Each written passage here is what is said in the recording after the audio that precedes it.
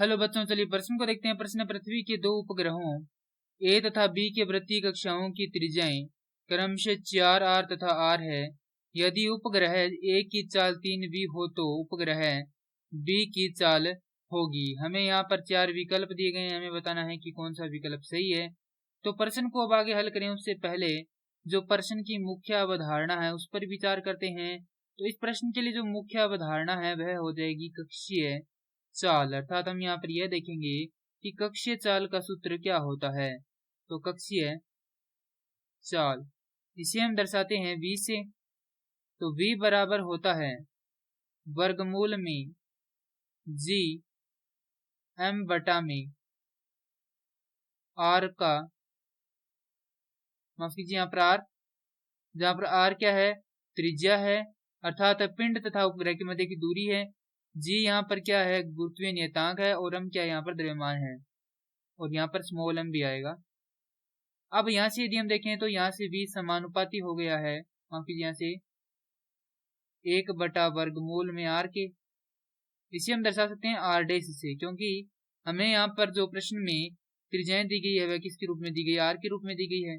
तो यहाँ से अब हम इसको हल करेंगे। तो प्रश्न की पृथ्वी के दो उपग्रहों ए व बी के लिए कक्षीय त्रिज्याएं क्रमशः दी गई है। तो मान लेते हैं कि ये क्या है, हमारे पास कोई पृथ्वी है या कोई उपग्रह, कोई भी दे सकते हैं हम, जिसका केंद्र कितना है वो मान लेते हैं, त्रिज्या r है। यहाँ से माफ कीजिए यहाँ पर स्मॉल r ले लेते हैं। उसके बाद इसका द्रव्यमान मान लेते हैं कैपिटल M है। अब यहाँ पर पहली कक्षा बनाते हैं। ये आ गई हमारे पास पहली कक्षा, और यहाँ पर क्या है, कोई उपग्रह गति कर रहा है कुछ इस प्रकार से इस दिशा में। इसका वेग मान लेते हैं va है। इस ग्रह को हम दे देते हैं, उपग्रह को दे देते हैं नाम a, वेग va है। और इसकी पृथ्वी के केंद्र से दूरी कितनी है, इसकी दूरी हम मान लेते हैं ra, जो कि कितनी है, r के बराबर है। माफ कीजिए इसको b मानेंगे, क्योंकि यहाँ पर क्या है, जो नजदीक में ग्रह है कौन सा, b है, तो ये हो जाएगा b, और ये भी हो जाएगा vb, ये होगा rb, बराबर है किसके, r के। उसके बाद एक अन्य त्रिज्या बनाएंगे जिसमें क्या है, हमारे पास कोई दूसरा उपग्रह a है। तो यहाँ से ये आ गई कोई दूसरी कक्षा, यहाँ पर कोई उपग्रह है जिसे मान लेते हैं va है। इसकी पृथ्वी के केंद्र से दूरी कितनी मान लेते हैं, ra है, जो कि बराबर है 4r के।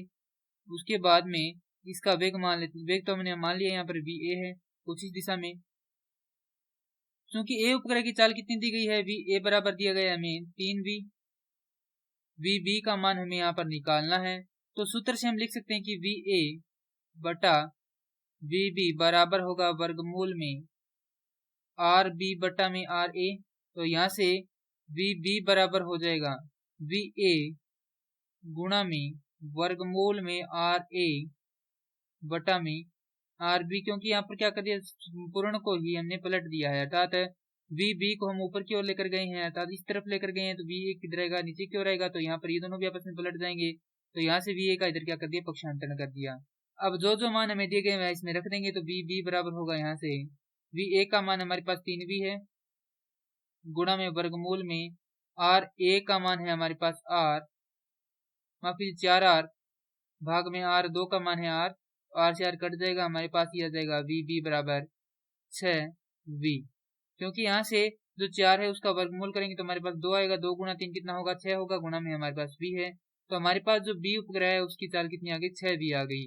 और यह जो उत्तर दी गई विकल्पों में से हम देखें तो विकल्प सी से मिलान करता है। तो प्रश्न के लिए उत्तर होगा विकल्प सी। मैं आशा करता हूँ कि यह प्रश्न आपको समझ में आया होगा। धन्यवाद।